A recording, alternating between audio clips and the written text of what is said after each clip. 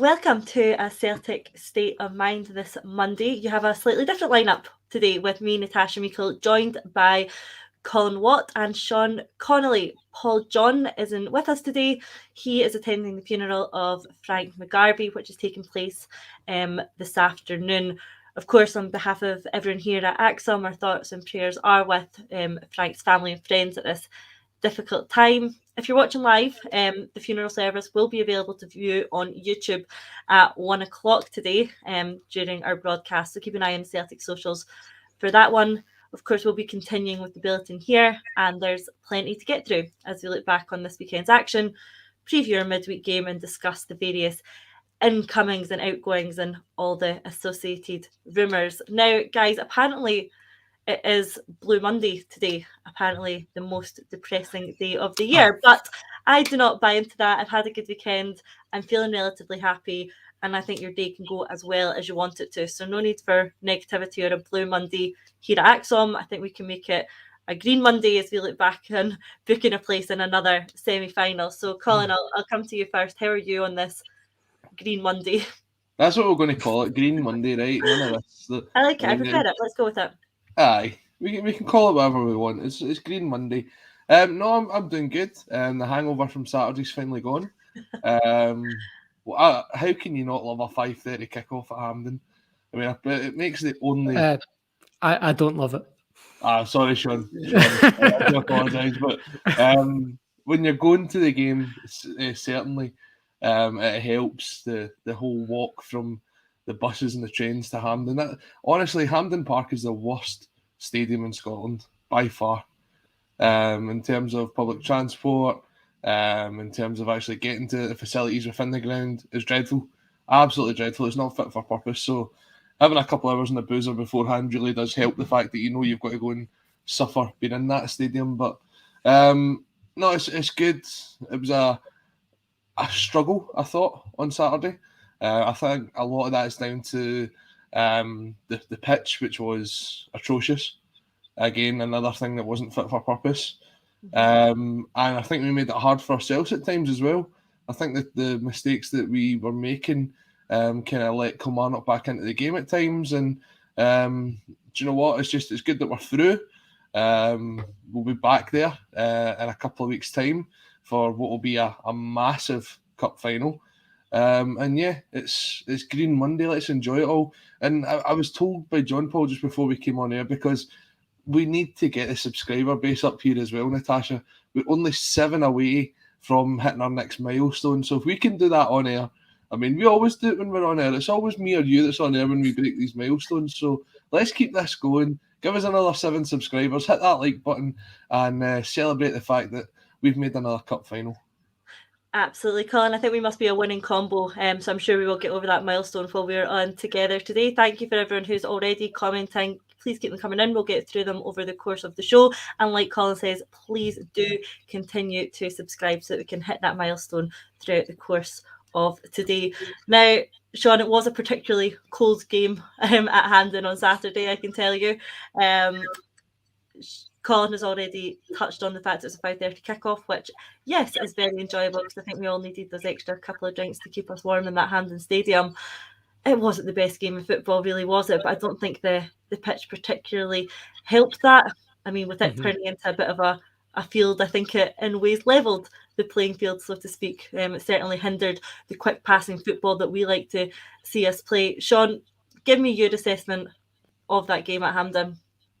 Well, first of all, the 5:30 kickoff was a nightmare for me because it meant it was 1:30 in the morning when the game started, which meant doing the post-match, I got to bed about 4 a.m., by which point I'd been awake for about 22 hours. But I do actually fully sympathise with you guys because when you do have those kind of afternoon games in Scotland, that comes in about 7:30, 8:30 down here in Perth, which means we can have a Saturday night out, 7:30 to watch the Celtic game. So we kind of get that on a regular basis. So I guess you get to get it once a season. So we'll call it a trade.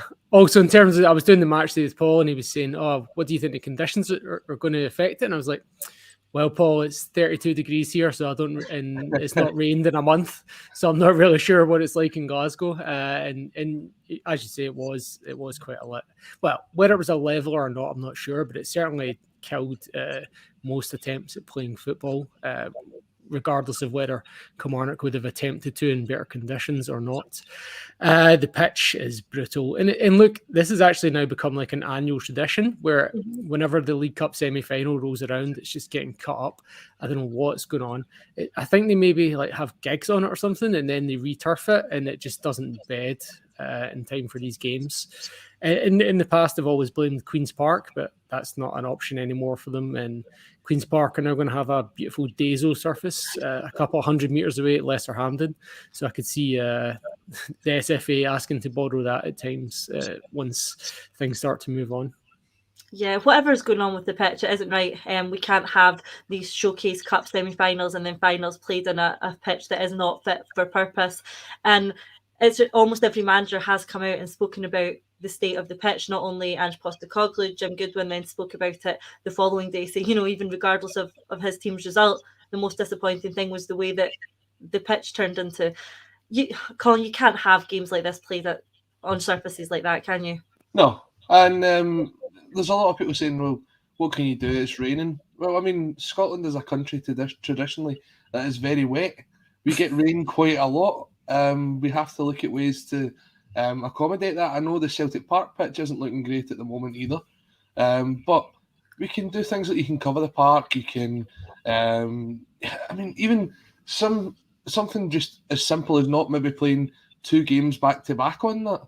If you take a look at that pitch and the long range forecast would tell you that it's going to be very wet for a month or so, knowing that the park can't handle it, maybe just split it and have one at Hampden, one at Murrayfield. It's just, you're right. This is showcasing Scottish football to the world.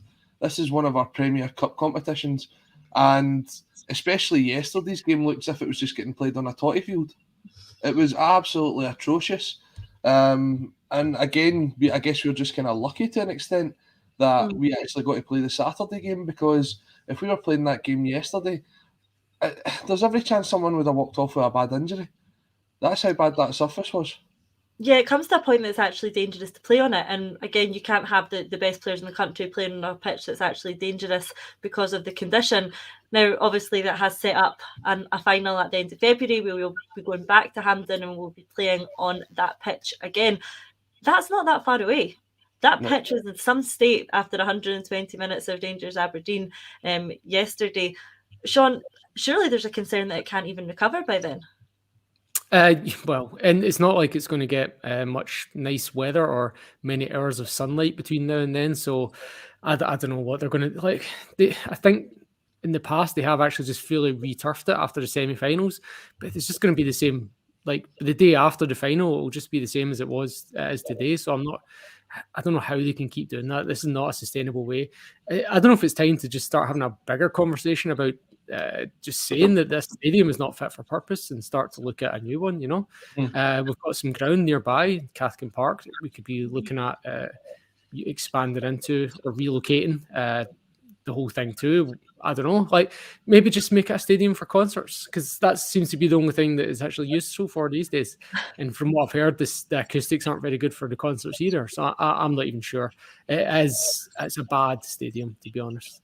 The problem that you've got is there's normally enough time between these semi-finals and finals to relay a pitch. I think you need roughly somewhere between 4 to 6 weeks to properly relay it. It's less than 4 weeks into the final now.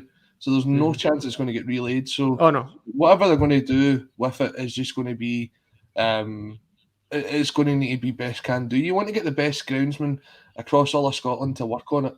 I mean, people talk about putting a plastic pitch in. Plastic pitches aren't the answer either. I mean, Greenock is traditionally the wettest part of Scotland, and the pitch down here at Capello, there's been a couple of times it's been called off for it being waterlogged. But apart from that, the guy, Mark Farrell, who's actually the groundsman here, he's won the best pitch in Scotland several times.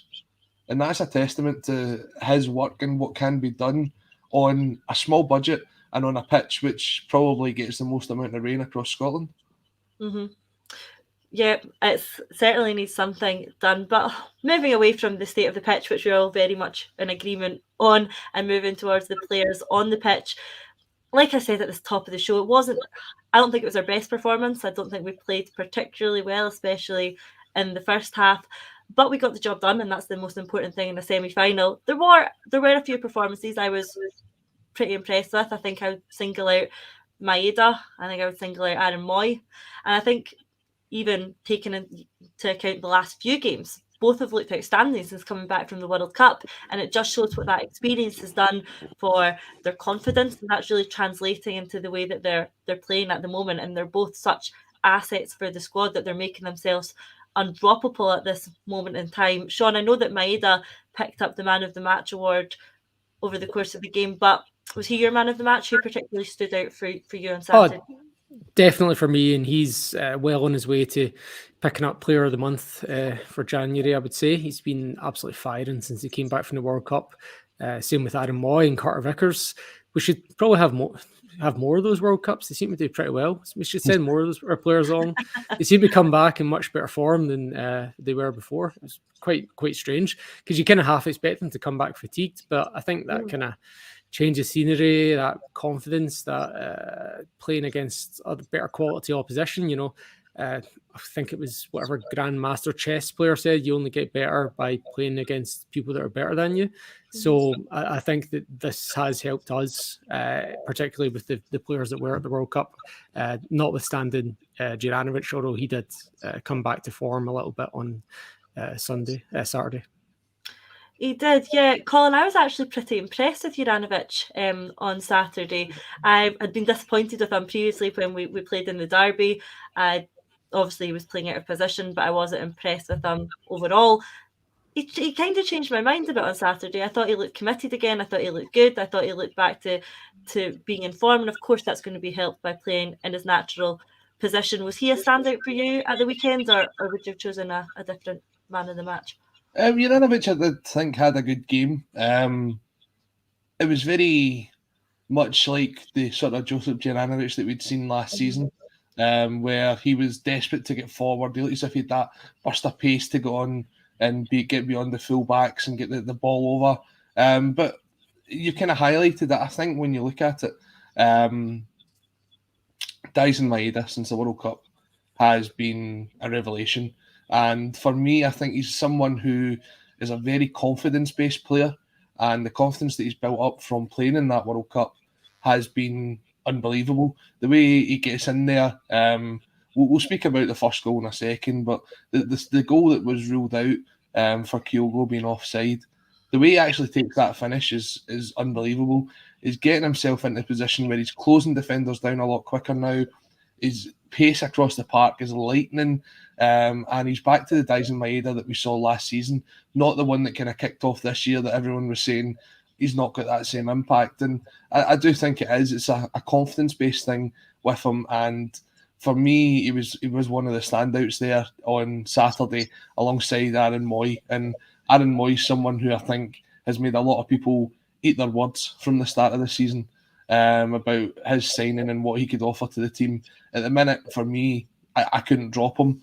I was quite disappointed that he never played at Ibrox, and I think he changed the game when he came on. So he is a very, very important player for us just now, and that experience is one of the reasons that we'll do well this year. Just having him, McGregor, alongside Hatate and O'Reilly, that'll be key to us doing really, really well this year. And yeah, I would say on a balance of play, I'd give it to Daisen Maeda. And let's speak about the first goal, Natasha. Who scored the first goal? Who scores it? Who would you give it to if you were in the dubious goals panel? That's a goal for Maeda, isn't it? Yeah. I don't know. I think, considering everything that's going on, the fact that he was suspended for 10 games, the way that he hates certain types of people, I think it was a fantastic finish by Kyle Lafferty.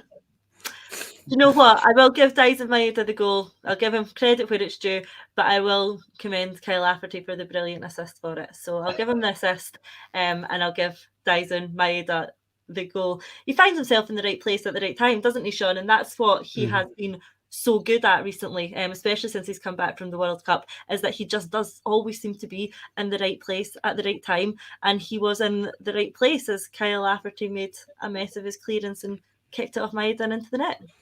Well, that particular trait of his is not new in the sense that if you look at the second half of last season, he scored quite basically the vast majority of his goals from kind of being in the right place at the right time, particularly at set pieces. We went through this patch in like February, March, April. I can't remember exact dates. Where like every week or every second week, Maeda was getting a tap in from a set piece after Carl Starfelt had won a header. It was weird, like it just kept coming up. And as you say, it's just about him just being everywhere, and I don't know, would you even, I mean, obviously, everything we can say that's bad about Kyle Lafferty, we'll find it and we'll say it. But do you give him a little bit of football leeway in the sense that you don't expect someone to be there when you're trying to put the ball out of play at a set piece? And Maeda just happens. I genuinely thought you look at the video, he's trying to put that in the top corner. No, he's trying to clear it, but it's just a feeble clearance. And that's Maeda now matched the number of goals he scored last season. But he arrived in January last year, right? So so I guess he's pretty consistent then. But that's down on 7 goals for this season. So what's he going to finish on? I'm not sure. But he's definitely getting Player of the Month this year. And if he keeps it up, he'd be a shout for Player of the Year if he keeps this up between now and May.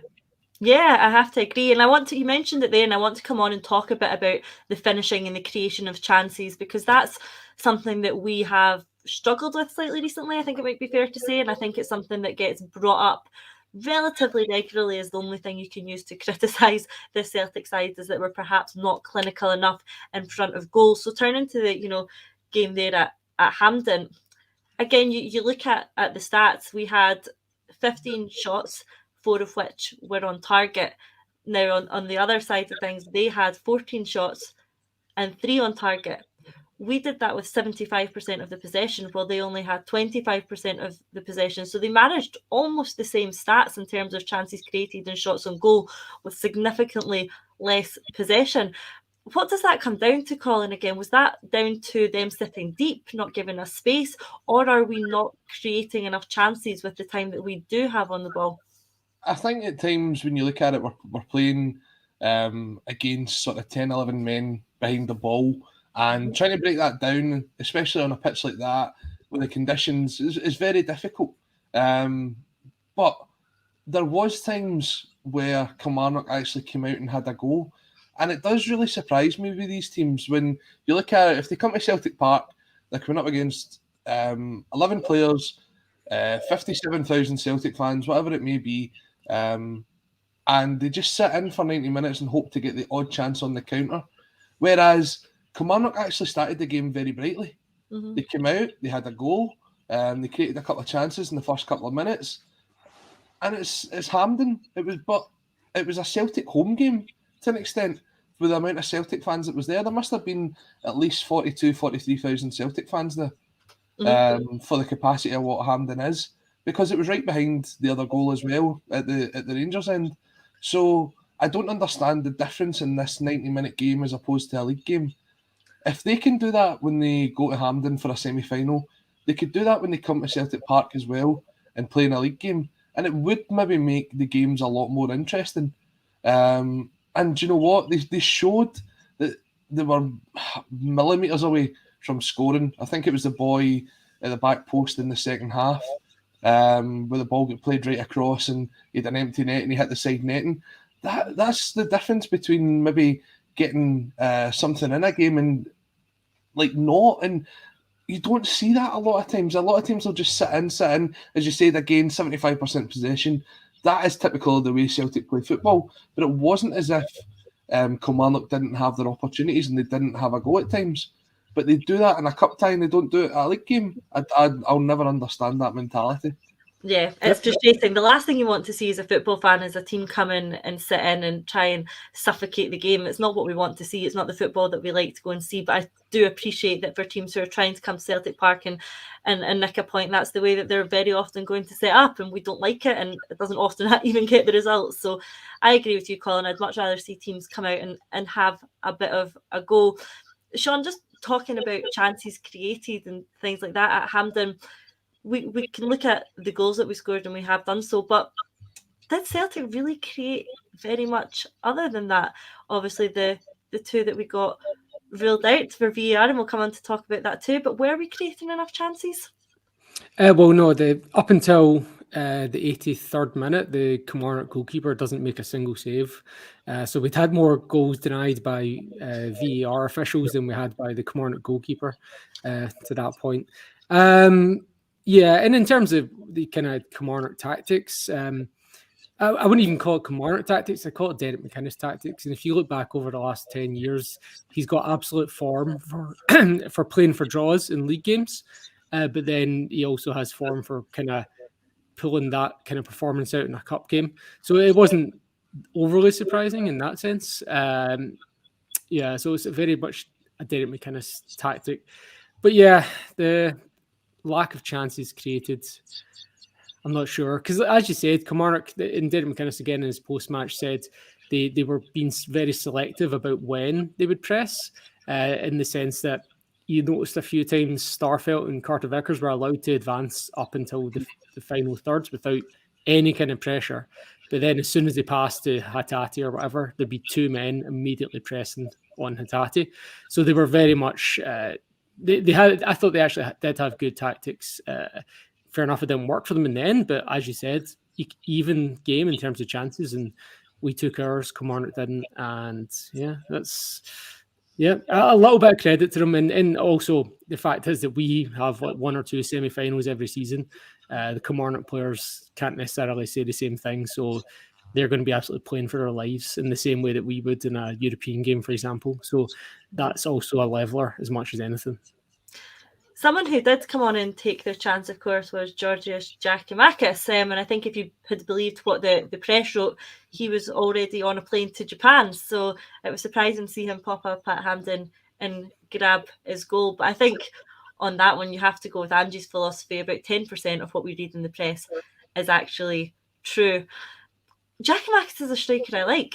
I think he offers something different to our other attacking players in terms of being this big physical presence up top. But equally, if he does want to go and this is the right time for him and for the club, then we don't want to hold on to him. But Colin, he certainly didn't look like a player who didn't want to be there at Hampden. He enjoyed his goal, he enjoyed the celebrations. Is there a way of keeping him, or do you think he's all but out the door? I'm unsure. As you say, it's very difficult when you see on social media, you see in the press that basically he's already in Japan, he's already settled, he's had his first miso soup. I mean, it's ridiculous how far down the line they can sort of make these things. You take a look at that transfer for Chelsea the other day for Mudryk. I mean, they basically already had him playing at the Emirates before he turns up at Chelsea. So you've got to sort of take everything with a pinch of salt. I think he was, and has been over the last couple of weeks, desperate to score a goal. Mm-hmm. Absolutely desperate. You saw it at the Kilmarnock game last Saturday at Celtic Park. Then you saw him when he comes off the bench. He is desperate to score a goal, and that's what strikers live off of. As I said, there's a lot of players in this team that are confidence-based players, and I think if you get Giakoumakis in a run of games and he scores a couple of goals, you'll actually see him becoming that sort of player that we relied on for the best part of the second half of last season. I don't think necessarily he's out the door just now, and I think Ange's comments post-match really sort of doubled down on that to the point where he was focusing more on players coming in than players coming out. I don't think there's been a bid just now that would meet the requirement for Celtic to actually sit at the table and look at it. There may have been a couple of sort of interests from other clubs, but as long as he's continuing to wear that number 7 jersey and he continues to put the hoops on, I want him to keep scoring. So absolutely. For me, I think we've got 14 days left of the window, just a bit longer. I think we can continue to hopefully see him playing over the next couple of weeks, and when the window closes, I wouldn't be surprised to see him still here. I certainly hope so. And Sean, the figures that are being talked about for Giakoumakis aren't what I would hope that we would get for him, because I don't think we would be able to replace him for the values that are being bandied around. Obviously, there has been some suggestions on his social media accounts. The egg timer photo did not go down well at the club. And then his recent photo was captioned, the photo of him celebrating was captioned, enjoy every moment like it's your last. Now that certainly speaks for itself, but in another comment he also said on to the final, so maybe he will still be here for the final. Sean, I'm interested in your take on Giakoumakis. Is he a player that you'd like to see stay here, or is it time for him to move on? Oh, I'd like him to stay until at least the summer, and then like these guys are professionals; they need to make the most of their earnings in a short career. So, if the stories about his salary being not necessarily competitive with his teammates, then fine. That fair play to the guy, but I don't want to be seeing someone coming in that doesn't know the system and having to go with that for the next 4 months. I'd rather keep him until the summer if the numbers that are being talked about are accurate. And look, the numbers for him and Juranovic that are out in the press are a lot lower than we would all expect for players of their quality. But then so are their salaries for players of that quality. So the only thing that I can surmise from putting 1+1 together is that they both have release clauses in that kind of region. Because when you sign a player on salaries that low, then the agent will invariably get a release clause that says, well, if you think our player's only worth that much money, then you must then get that in as a release clause in his contract. And that's the only thing that I can think of that makes sense.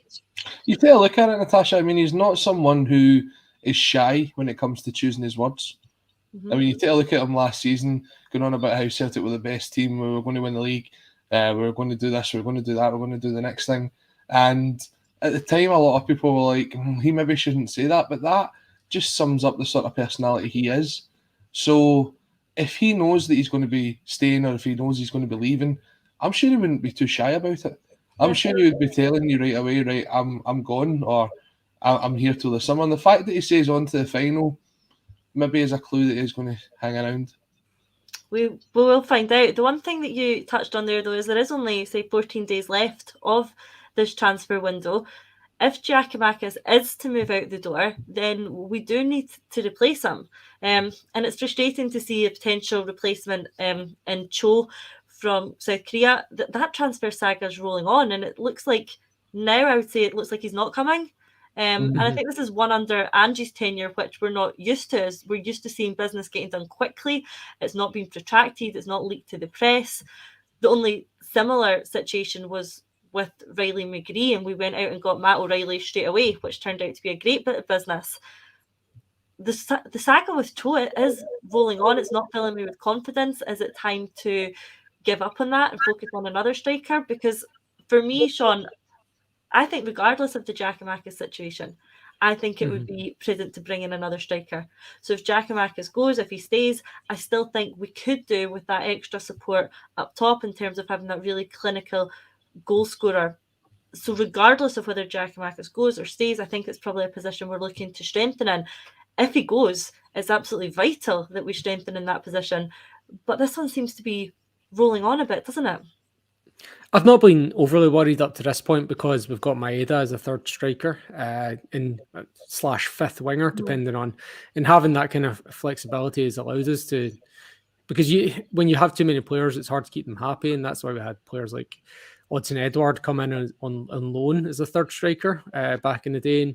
And apart from that, to be honest, we've kind of struggled. The only time we've had more than 3 strikers was when we had Lennon playing 2 up top, so we'd have the 4 strikers at that point. In the squad, but even then you wouldn't have a 5th. So it'd be the kind of Joey Dawson would be the next man up kind of thing. So Ange was out today saying something. Was it today, yesterday? I don't know, time zones. In the press, he kind of put the board on notice saying that he's expecting one more in this window, at least one more, he said. So I think he's calling them out saying either get this done or get something done. So I don't know, he wasn't overly specific on what he wants, but he was very clear that he expects another one. Yeah, Colin, in the pursuit of a striker, people have been mentioning the options available to us in Scotland. Names that are getting mentioned are, of course, Nisbet and Shankland. Is that a market that you would go into? I know, obviously, our business model, one of the key strands of that is looking at the other top talent in Scotland and recruiting it for our Celtic side. Is that a market that you would look at? Is someone like Kevin Nisbet good enough to make the step up to our squad? He's certainly scoring plenty of goals in the league. Or is that something that you would avoid? What's your take? I think for what you'd be quoted at from Hibs, I would probably not be looking down that aisle just now. He's only got 18 months left on his deal, I believe. So if you were that interested now, maybe take a look at it in the summer again. For me, I think this opportunity now is to get someone in who's going to be potentially Giakoumakis' replacement, and Kevin Nisbet wouldn't be that for me. I think what you're looking at is trying to bring in someone of quality. I would be really, really excited to look at the sort of market of players who are potentially coming into the last 6 months of their deals. And the player that I would be absolutely begging Celtic to go down and sign is Ben Brereton Diaz from Blackburn. There's a guy that's only got 6 months left on his deal. He's done it for club and country. He sort of suits the way that Celtic play football, coming in off the left or the right or playing through the middle, can play in any of those positions. And as I said, he's done it for his club and his country. So if you could get someone like that on a pre-contract this winter, and even maybe sort out a deal to get him up here for the last couple of months of the season, I think that would be a great bit of business. I never really thought that we were 100% sold on the Boycho, because it kind of smelled to me of deals of the past where we let the saga go on for quite a while, and there was a sort of bidding process between teams. The one that really stuck out to me was Albion Ayeti, and how we sort of continued to go down that dark alleyway for a long time and then miss out on what would have potentially been maybe one of the best strikers we could have had at Celtic, and Ivan Toney. So I think we have to learn from our mistakes in that sense. And if he's not interested, then start to look on and look at the market and bring in some quality players for Europe next season. I think that's right, Colin, and we've got some comments coming in like this one from Pete saying that we need to up the quality to compete in Europe, suggesting that perhaps players like Nisbet or Shankland isn't upping that quality that we need to. For me, that is a point I agree with, and I do think we need to be looking at a better standard of player if we are to make more of an impact in Europe, which I think we cannot go on and do. But my concern is if we are looking for this quality striker, at the moment, Kyogo is going to be a very hard man to displace, Sean. Giakoumakis has found that out over the last few months, that when Kyogo is fit and ready to go, he starts. A lot of strikers, particularly a lot of quality strikers, are going to look for that reassurance that they are going to be starting games. Strikers want to start games, they want to score goals. And if we are looking to bring someone of quality in, and at the moment our position is we already have Kyogo, we already have Giakoumakis, how many quality strikers are going to come in and at the moment look at being third choice, or is it up to them to come in and see it as a challenge to displace Giakoumakis and Kyogo? Sean, it's a difficult market to enter into for a striker. We found that out before. We've had a lot of failed experiments in the past. It's a difficult position to fill, isn't it? Oh, definitely, 100%. And yeah, and look, Kyogo can play number 10. Has done on the odd occasion as well. I wouldn't expect players like Giakoumakis can't play multiple positions. But I totally agree with what you're saying about the quality, because after what happened in the Champions League, where we were missing all these chances, the question is not to bring in a third striker who's poorer than Kyogo and Giakoumakis, but good enough. We want someone that's better than Kyogo and Giakoumakis. And look, if that means Kyogo and Giakoumakis becoming unhappy, then so be it. We want a player, and Ange said the exact same thing yesterday. We want to have better and better players coming in. And I was when Kyogo missed that chance against Aberdeen in December, whenever it was, I was like, okay, I'm absolutely done with this Kyogo experience in terms of European football. I love Kyogo. He's brilliant. 16 goals this year. He'll be competing for Player of the Year, but if we want to compete in the Champions League, we should be looking to have someone with better quality than Kyogo as a striker. I don't know where that comes from. I don't know how we do it. Hopefully there are some people in the football world that are intelligent enough that can do that for us, but that's what we should be trying to do. That should be our target. Do you know, it's interesting when you look at that, Sean, because you think back to the last time Celtic were scoring goals in the Champions League, and you look at who was playing up front. I'll maybe go back to like the Gordon Strachan era, where it was guys like Vennegoor of Hesselink, Jerry Arishik, Scott McDonald who would pop up with the goals. And for me, when you look at the quality that they bring, is Kyogo a better player than them? I would say he is. So I wonder how much of that comes down to maybe just a bit more experience at that level. I mean, we saw in the Europa League last year, he takes his goal really well against Ferencváros. In the qualifiers, he did quite well. I think if you give him another season at it, I think he could easily pop up and score another couple of goals in Europe. I just think it's a learning process for him and a learning process for our players to find him, because I watch the games and the amount of runs that he makes that never get picked up on. He's such an intelligent footballer that he's almost a level above some of the guys that he's playing alongside, where he can see the runs before anyone else can, and they don't get him to play him in.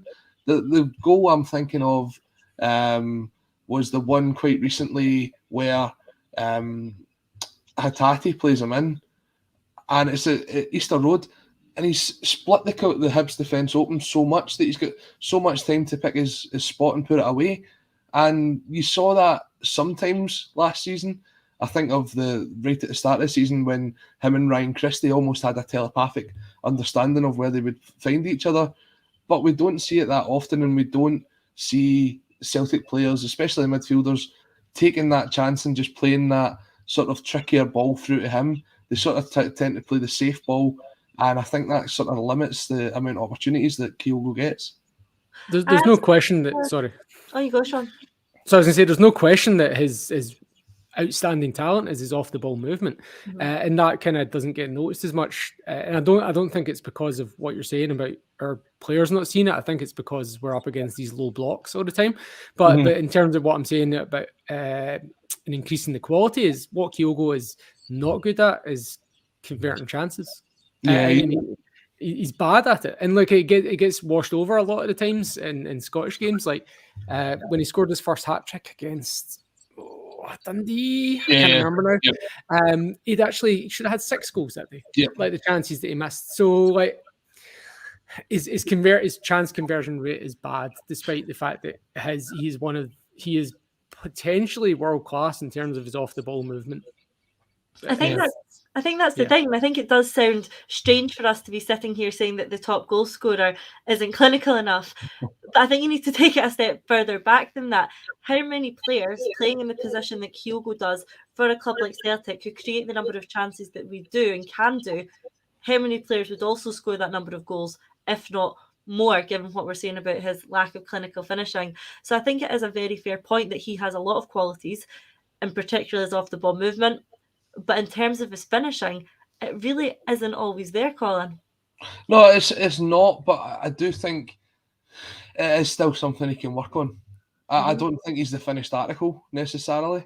And I think, for me, he is one of those players, but that has shown that if you keep giving him the chances, he will score them. As you say, Shawnee, he should have had 6 that first game. I think the next game where he scores a hat-trick, he could have done that as well. But then you take a look at performances like at Tannadice earlier this season, where everything he touched seemed to go in the back of the net. So I think for me, Kyogo is one of these players that has the ability, maybe needs to work on his composure, maybe needs to work on a couple of things. But I would have said the exact same about Daisen Maeda last year. The amount of times that Maeda maybe found himself one-on-one and was putting the shots over or past the target, sometimes just that wee bit of confidence or a wee bit further in training, you get that wee bit more and you see the development of players. And I think even though, Kyogo's what now, 26? Something like that. 26, 27, I'm not sure. Yeah, I still think there's a bit of development in him to get into his prime, and hopefully over the next season or two we'll see that. Yeah, absolutely. I want to move away from the game at the weekend, because we do have a midweek game coming up, which is always nice because it gives us another point to talk about on our early midweek bulletins. So St Mirren on Wednesday night. We know that the games are coming really quick and fast at the moment. Ange has a very big and capable squad available to him. Colin, do you expect to see squad rotation used? And in which positions. For me, I think there's a number of candidates that could be switched out for this game to give some of the other players a bit more game time and to, really be utilising the squad to our benefit in a busy end to the January period. I think it's a game that I expect to see Ange make a fair few changes in. That the game at Hampden can't have been easy. That's a heavy pitch. There's a lot of work to be put in. It's a big pitch. We know what the condition was like. A lot of players will have been feeling heavy legs the next day. Colin, I expect to see quite a few changes for Wednesday night. I don't think there'll be as many as what people will expect. I think a lot of the changes will come on Saturday at home to Morton. I think we'll see the changes there. But I do think certain players will be given the chance to get a run out on Wednesday night. I'd expect to see maybe players like Lila Bader come back into the squad. I think he'll maybe come in. Maybe at the back we may see Juranovic come out and maybe Alistair Johnson come back in. I would like to see Kobayashi, but I'm not sure if Wednesday night is the time to throw him in. I don't know whether I would do that against Morton or against St Mirren. It's good that we're getting the Renfrewshire teams out the road this week. Getting St Mirren and then Morton. I think Giakoumakis, if he's still here, if he's not on that plane to Japan, then I wouldn't be surprised to see him get a start on Wednesday night as well. But I think it will be maybe 3 or 4 as opposed to maybe wholesale changes. I think your wholesale changes will probably come against Morton at the weekend, where you'd like to see the likes of Benji Siegrist get a chance and goal. As we say, the new signings, maybe Awata, if he's got his... I think we're still waiting on clearance for him. Is that why he wasn't on the bench at the weekend? So things like that, I would be quite interested to see these guys getting a chance. But also in that tie against Morton on Saturday, I'd like to see guys like Rocco Vata getting the chance to come up, maybe Boston Law, just to be part of the squad for these games, because we have to show that there is a pathway for these players. And whereas Wednesday night's maybe the chance to rest guys like maybe Carter Vickers or even Kyogo, I think on Saturday we should see some more wholesale changes. Yeah, I think you're probably right with that. And touching on the B team players, particularly the two that you mentioned in Lawwell and Vata, if Saturday's game isn't an opportunity for them to play, then I don't know what is. If we are having the B team play in the same style of football that the first team are playing in to make this transition from B team to first team easier, then we need to actually make that transition happen by giving them some game time in the first team squad. Of course, you aren't going to disrupt the squad that we've got in terms of, a very competitive league campaign and our cup campaign. You do understand why that is not always the opportunity to try and give those players their minutes. Firstly, because of the stability of the team, and secondly, because we need to nurture these players and use them properly rather than throwing them in the deep end or putting too much pressure on them. Surely a game like Greenock Morton, Sean, with all due respect to that squad, is time for players from the B team to come in and have some minutes in the first team. I think the two that Colin mentioned are the two that you probably would think have the most chance of doing that. Having watched some of the B team games recently, they are the two standout performers. Is that something that you think that Ange would do, Sean, is use some of those players in that tie on Saturday? He doesn't have he's got some form for doing it in the past, but not massively. Our history is littered with games like Martin O'Neill rotating the squad and losing to Cali Thistle, or Gordon Strachan putting Dewey in and getting humped by Clyde. So there's all these cautionary tales that when you underestimate an opposition, that's what can happen to you. I think but Postecoglou did say Kobayashi will get his chance at some point over the coming weeks. And if you're looking at the fixture list, a home game against Morton is surely your number one opportunity for something like that. And there's not too many other players on the fringes waiting for their chance. Kobayashi being one. I don't know if I doubt Awata would be ready. So that's who's the other one that's waiting to start? I forgot now. Third player we signed. Kobayashi. Nah, but there's I don't think there'll be too many. I think Kobayashi is probably the only one really that's going to be. I'd like to see Giakoumakis get some more minutes over the next 2 games, and as you mentioned there, Abada should probably get back into the team, I reckon. Not sure where else would be making changes. The one position that I wasn't particularly impressed in at Hampden was left back. I don't think Bernabei had a particularly good game. I don't think he was very effective going forward. I don't think he was very effective defensively, and he did give the ball away too often for my liking. Greg Taylor, I don't think is going to be ready to come back just yet. So, Colin, does that leave us in the position that if we were to switch someone up, I think Bernabei would be a prime candidate for it? Or does he just need some more game time to get his confidence up? I think if you look at these two games, you'd say it's games where he can come in and definitely get his confidence up. I think the home game against Kilmarnock, he had a fairly steady game. He's had some decent performances so far this season. You take a look at what we have just done in the transfer market and allowing Adam Montgomery to go back out for the second half of this season. So obviously Ange is quite happy with his options that he's got at left back. Otherwise, he'd maybe have kept him for another week or two before sending him back out on loan. So it may be that someone from the youth team, like a Matthew Anderson, steps up for the next couple of games and we see him on the bench. Or we just go with Bernabei and we just trust that giving him game time will help him adapt to the style of football that we play. When you look at it, I don't think Greg Taylor's that far away. I think we said a couple of weeks ago he was 2 to 3 weeks away, so don't be surprised to see him back in training very soon. And he'll be a great asset when he's back in the squad, because for me he's been one of our players of the season so far, if not the player of the season. So maybe games like this will be Bernabei's chance to sort of say, it's my jersey, Greg, you've got to come and get it off me. But if he doesn't put the performances in, then you can see Greg Taylor walking straight back into the team. Yeah, Sean, that's something I agree with as well. I think just touching on Greg Taylor, I don't think he's had a bad game for us this season. He's very, very consistent and his performance levels just seem to be getting better and better. I think losing him when he had to go off injured was a real catalyst in that game for us losing control of the game. And I think he has been a real loss. Interestingly, when I was having this discussion with people recently, someone that was being touted for a slot at left back was Hatate. Now, for me, I think we would really miss him in the middle of the park. I think he's so effective there in a more natural position. But we saw him play relatively well at right back.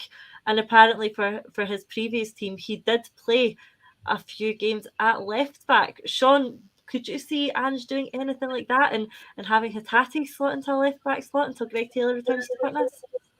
Not ahead of Bernabei, no. As you said, it's played relatively well at right back. What he didn't do so well was defend.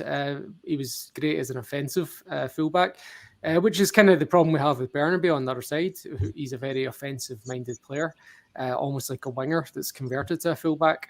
So you'd just be getting the same problems as you would, except you'd have a right-footed player over there instead of a left-footed one.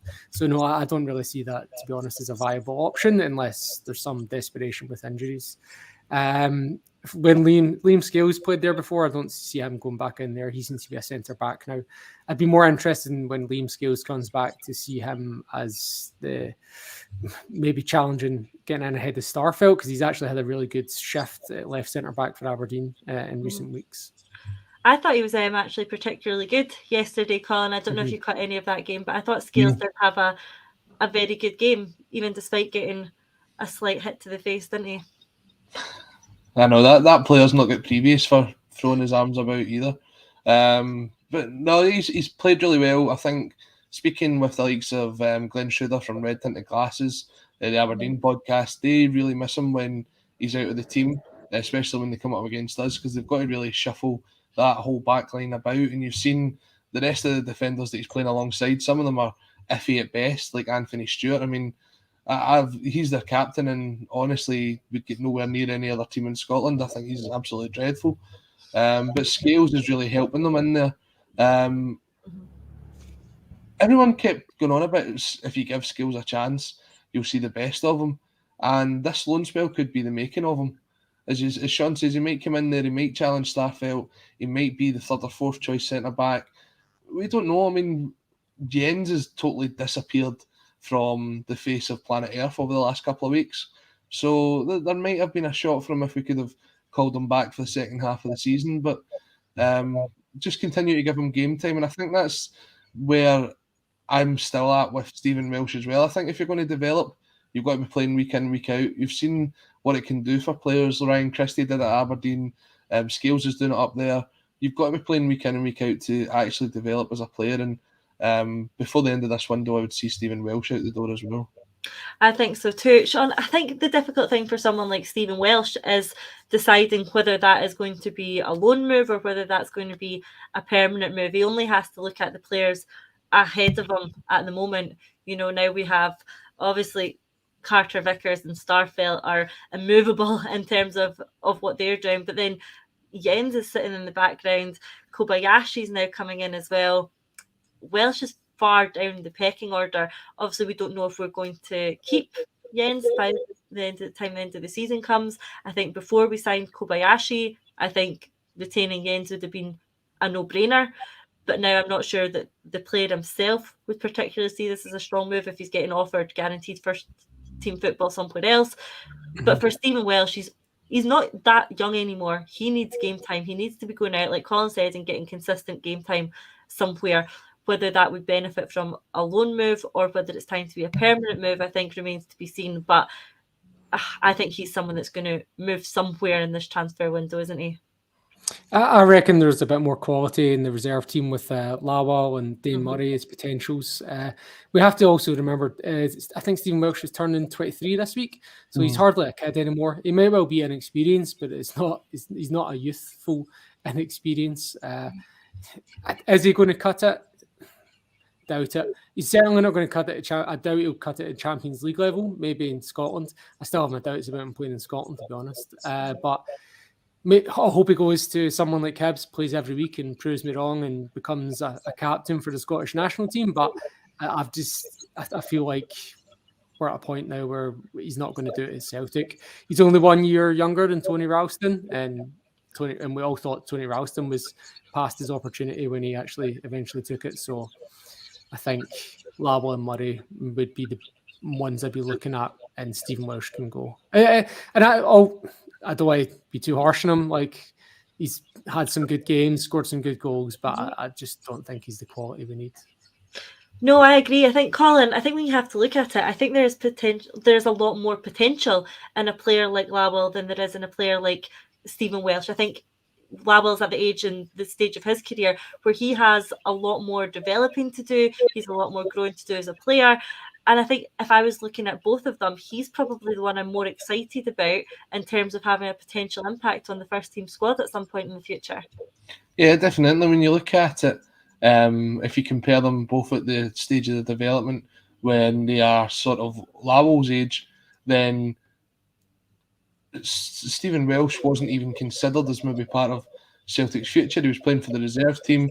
Wasn't even a sort of starter every week for the reserve team. He made his loan move out to Greenock Morton, where he played a lot of his games at right back. So he wasn't even playing centre half. Then obviously he gets recalled due to the injury problems that we had. He plays that game against Hamilton.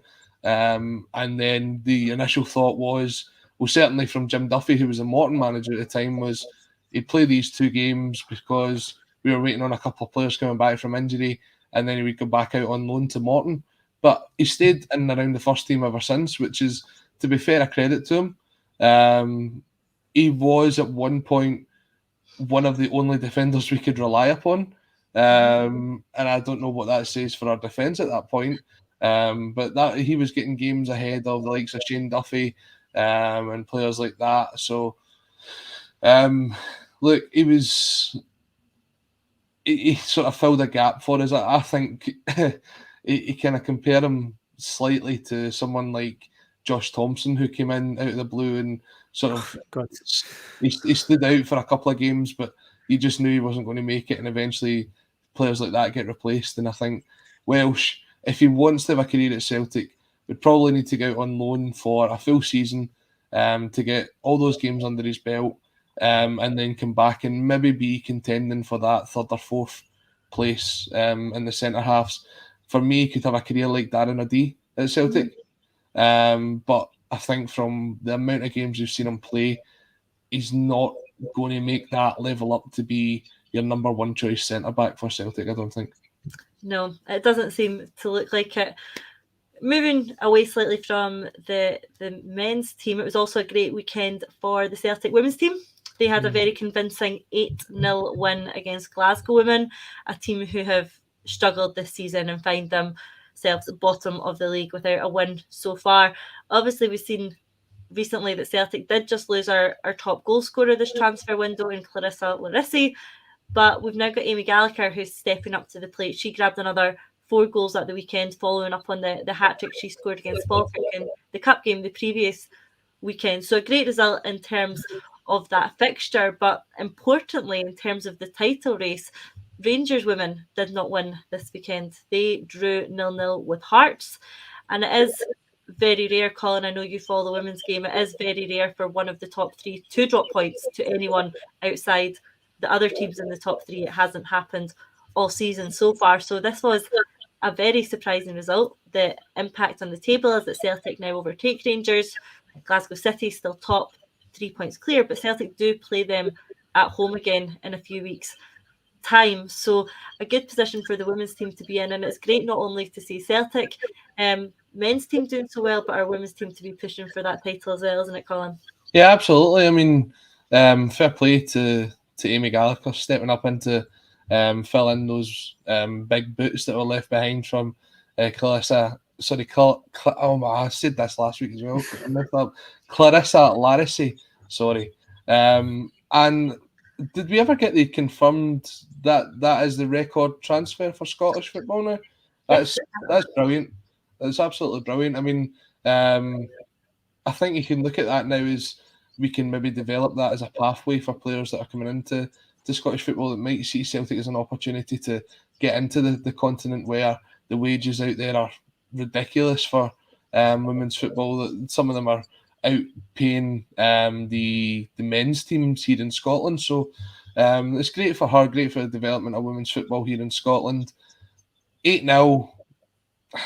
Again, as you say, Glasgow women haven't been doing too well this season.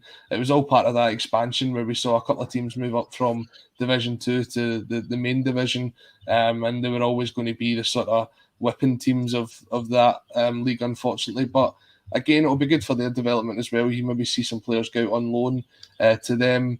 But yeah, another great performance. And Caitlin Hayes, she loves scoring a header, doesn't she? I mean, I remember interviewing her a couple of years ago when it was another very close title race, and I can't remember who it was. Who was it that said? I can't remember, but basically said she would heed her own granny to score a goal, and that seems to be the way it is. And it's great to see these players still in and around the squad. I think the work that Fran Alonso's done has been fantastic, and hopefully it's another push towards the title this year and another crack at European football next year as well. Yeah, absolutely. Like you touched on, Caitlin Hayes has been fantastic this season. That's 2 headers in 2 games, and it is great to see the goals coming from all over the pitch. Obviously, she's a defender.